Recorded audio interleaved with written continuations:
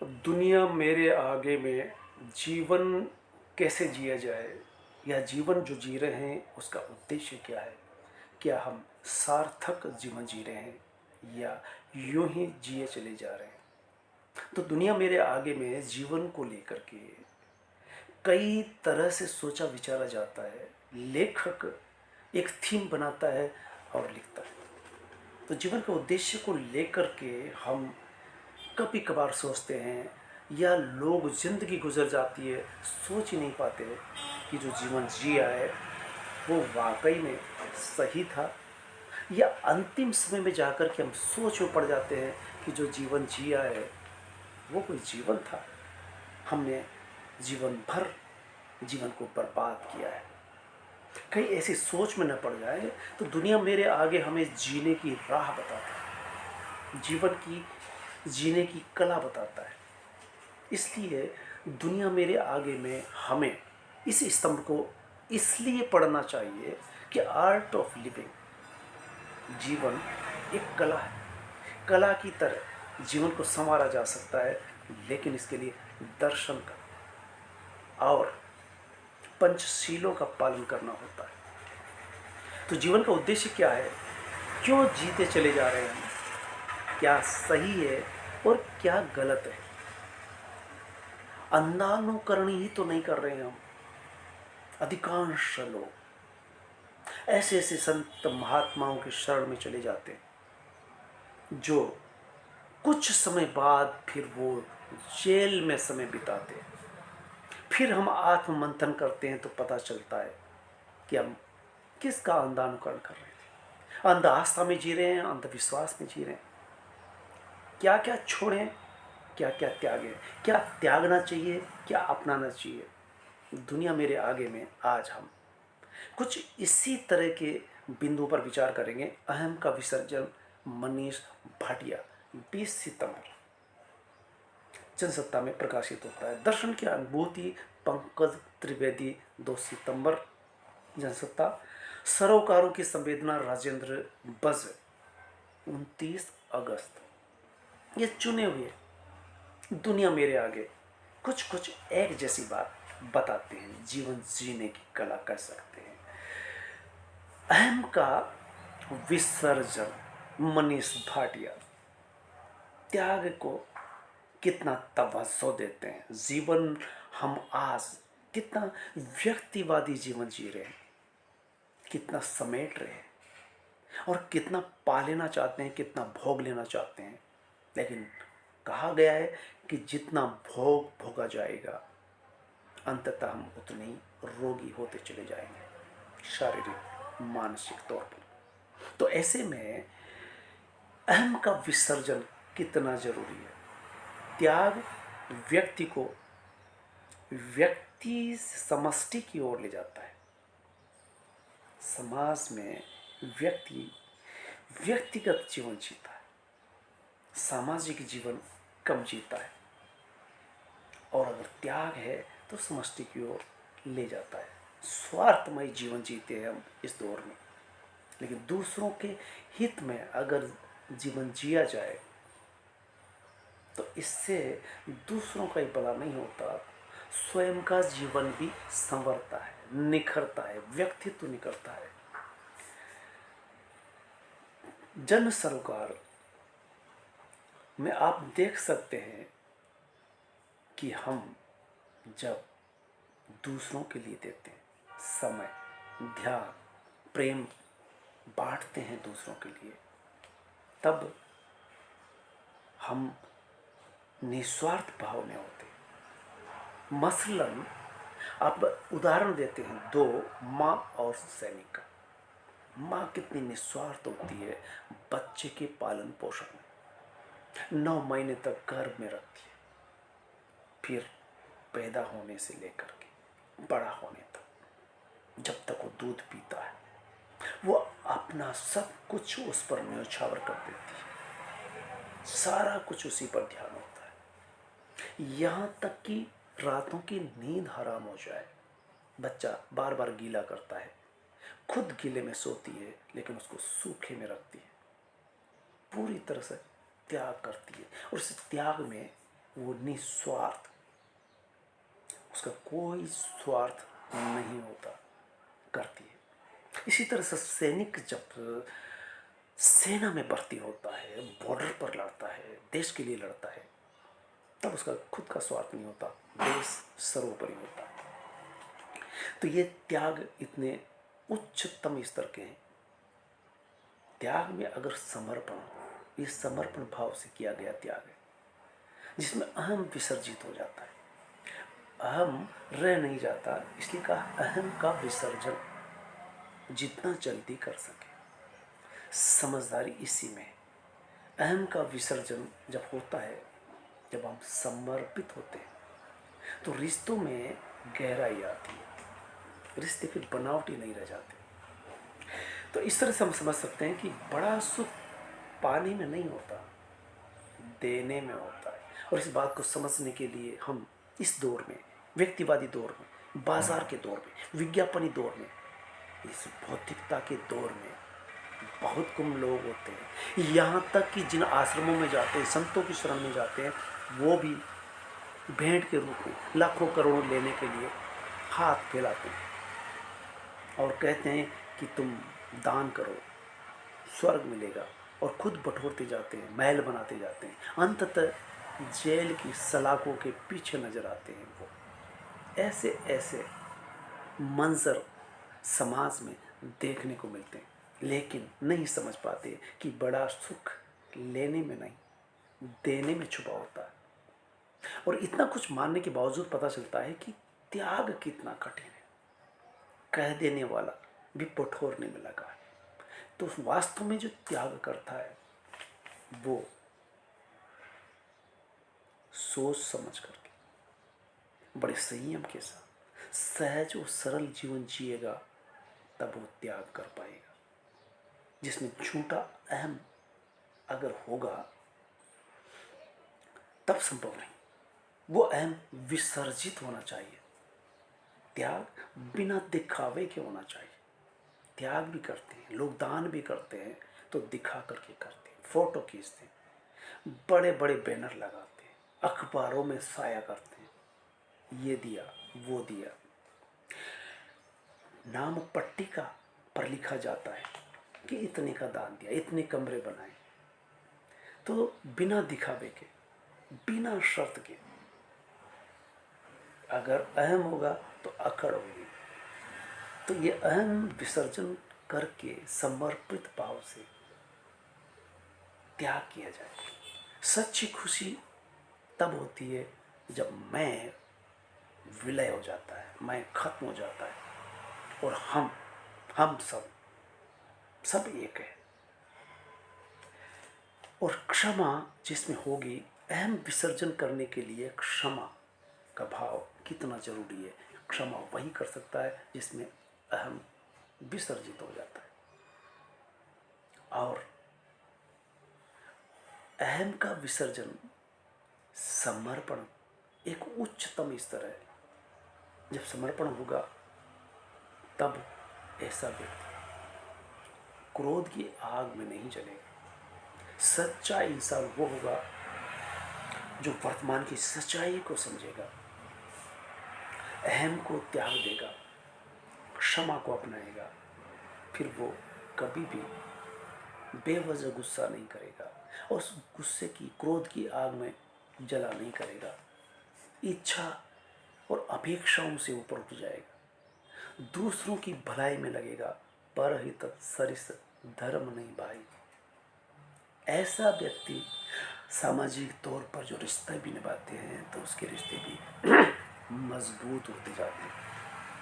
अहम बांधता नहीं, विस्तार करता है। विनम्रता मुक्त करती है। जो मानवता की सेवा में लग जाता है, वैसा व्यक्ति अहम को बहुत दूर छोड़ चुका होता है। जीवन का सच्चा प्यार ऐसे व्यक्तित्व को मिलता है। तो राजेंद्र भज सरोकारों की संवेदना में देखिए कि यही बात को किस तरह से कहते हैं कि हम जीवन जी रहे हैं, कभी सोचते नहीं कि हम कैसे जी रहे हैं। और अंतिम समय में सोचते हैं, तब पता चलता है कि हम मनोवांछित रूप से हमने जिया जैसा जीवन जीना चाहिए। क्या हम जीवन भरपूर जी सके, या आधा अधूरा जिया, या स्वार्थ में जिया, या बेहोशी में जिया। जो मेरे पास है, जो अपने पास है, वो पर्याप्त है, ये भाव आया कि नहीं, या अभी भी शेष है कि मेरे को वो और पाना था, वो हासिल करना था, ये बनाना था, ये महल, ये अट्टालिकाएं। तो जीवन में सब कुछ किया, लेकिन सिर्फ अपने लिए नहीं। जो कुछ है वो पर्याप्त है। जीवन जब समाप्ति की ओर होता है, तब लोग सोच में पड़ जाते हैं, और भ्रम से ये सोच अंतिम सत्य क्या है, ये जीवन समाप्त प्राय है, एक दिन चला ही जाना है, कब चला जाएगा इसकी कोई गारंटी नहीं, ये अंतिम सत्य है। लेकिन भ्रम में जीवन जीते हैं कि नहीं, अभी तो मैं जीऊँगा, और अभी मेरा अंतिम समय नहीं है, जबकि रोज लोग मर रहे हैं, शमशान जा रहे हैं, जला कर के आ रहे हैं, और हम सोचते हैं कि हम अंतिम सांस तक जिएंगे, और अंतिम सांस कब होती है इसकी कोई गारंटी नहीं होती।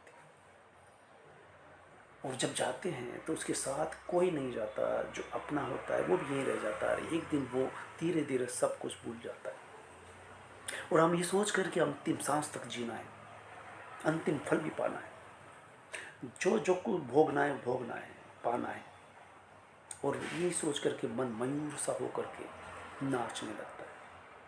तो ये हमारे जो भ्रम है। आवश्यक है जीवन मूल्य और नैतिक मूल्यों के साथ जीना। जीवन नैतिक मूल्य और जीवन मूल्यों पर निर्भर होना चाहिए। व्यक्ति राष्ट्र के प्रति भी जिम्मेदारी निभाएगा, जबकि देखा जाता है कि जिसे राजनेता कहते हैं, वो सीट बचाने के लिए सब कुछ सारे हथकंडे अपनाते हैं, और राष्ट्र का नाम भी लेते हैं। राष्ट्रभक्ति अगर पाई जाती है तो सैनिक में पाई जाती है, न कि किसी नेता। नेता अपने स्वार्थ के लिए युद्ध करवा लेता है। यूक्रेन और रूस का युद्ध देख लीजिए, गाजा पट्टी में इजराइल जो बम फेंक रहा है, और सिंदूर ऑपरेशन की जड़ों में जाएंगे तो वहाँ भी सत्ता बचाने का स्वार्थ की बू आती नजर आएगी। फिर राष्ट्र प्रेम की बात कर लेते हैं नेता।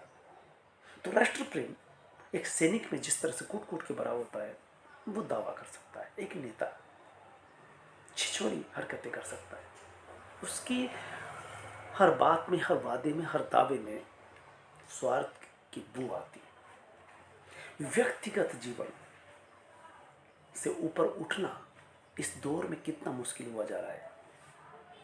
मानवीयता से जीना और सामाजिक सरोकारों में दूसरों का हित नीत होना, और इस तरह से जीने वाला अंतिम पड़ाव में कभी दुखी नहीं होता, परेशान नहीं होता, हैरान नहीं होता।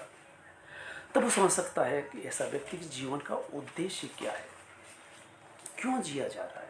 ये उद्देश्य पहले से तय होना चाहिए, न कि जब अंतिम समय आ जाए तब वो सोचने में डूब जाए कि अब मैंने सही जिया। और सही जिया है तो जिया कैसे जाए, किस तरह से अध्ययन किया जाए, किन ग्रंथों का पाठ किया जाए, किन की शरण ली जाए, किन के साथ समर्पण भाव से रहा जाए, रिश्तों को कैसे जिया है। इसके लिए दर्शन की अनुभूति में पंकज त्रिवेदी दर्शन के बतौर बात करते हैं। दर्शन यानी देखना, देखना सामान्य देखना नहीं, विशेष तौर से देखना दर्शन होता है। और विपश्यना का जो दर्शन होता है, उसमें तो सिर्फ यही बात बताई जाती है, बार बार बताई जाती है, अभ्यास करवाई जाता है। चलिए फिलहाल हम पंकज त्रिवेदी के दर्शन की अनुभूति में समझते हैं कि दुनिया में रहकर हम किस तरह से सामाजिक जिम्मेदारियां निभाते हैं। दर्शन शब्द भर नहीं है, दर्शन शब्द में कितना विस्तार है, कितने पहलू हैं, कितने विविध आयाम हैं।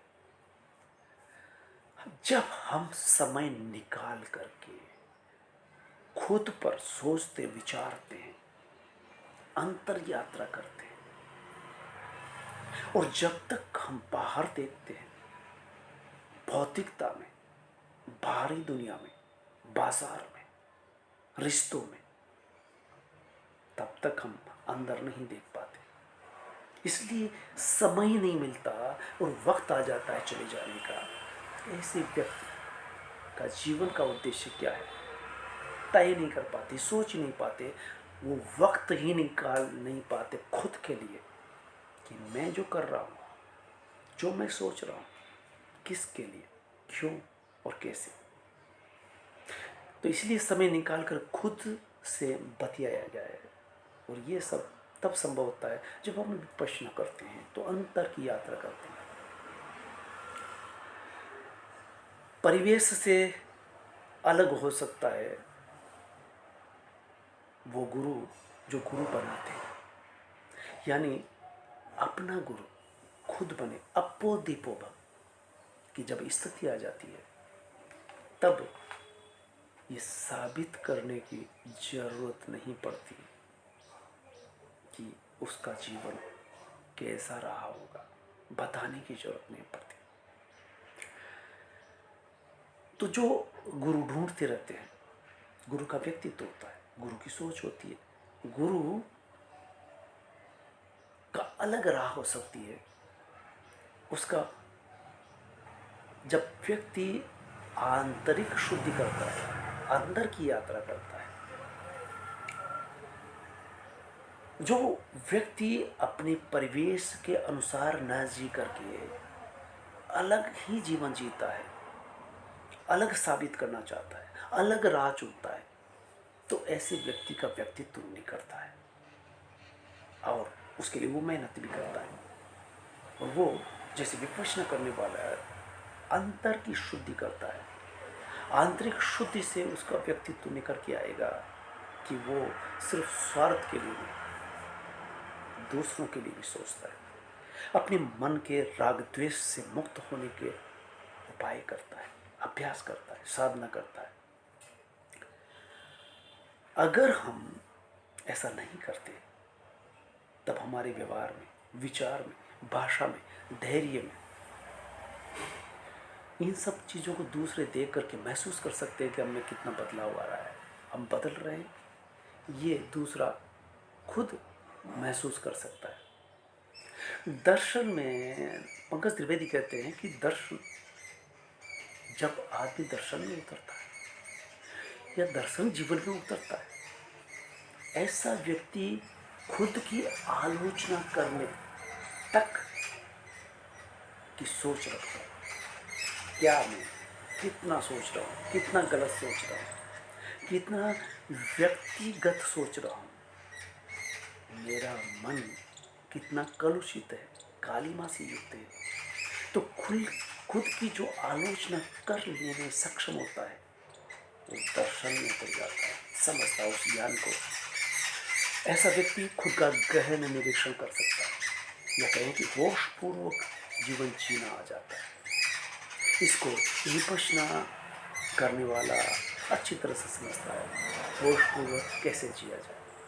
अन्यथा लोग बेहोशी में पूरा जीवन गुजार देते हैं। उद्देश्य ही फिक्स नहीं होता कि हम क्या, किस लिए जी रहे। केवल अच्छा मकान, केवल अच्छे कपड़े पहनना, अच्छा खाना, दिखावा करना, दूसरों के सामने नए नए मॉडल की कार, हर साल एक कार ले आना, ये दिखावा, इससे काम नहीं चलता। ये दर्शन नहीं है, ये दिखावा है। तो दर्शन के अभ्यासी जब बोलते हैं सोच समझ करके, तर्क के साथ, सत्य के साथ, वो फिजूल में बात नहीं करते, अनर्गल बात नहीं कर रहे, यहाँ तक कि दूसरों की निंदा में भी समय बर्बाद नहीं करते। वो खुद के अंदर झांकते हैं और पाते हैं कि खुद में कितनी कालिमा और राग द्वेष है, जिसका सफाया करना, साफ करना है। और देखते देखते वो कैसे साफ होता है। तो सहज सरल संपाद कर लेता है दर्शन में उतरने वाला। जीवन निरामय, निर्भेर, निर्भीक होकर के जीता है। और ऐसा व्यक्ति अंदर आंतरिक ऊर्जा महसूस करता है, वो जो रोज अंतर यात्रा करता है। ये चमत्कार नहीं, ये हकीकत है, ये यथार्थ है।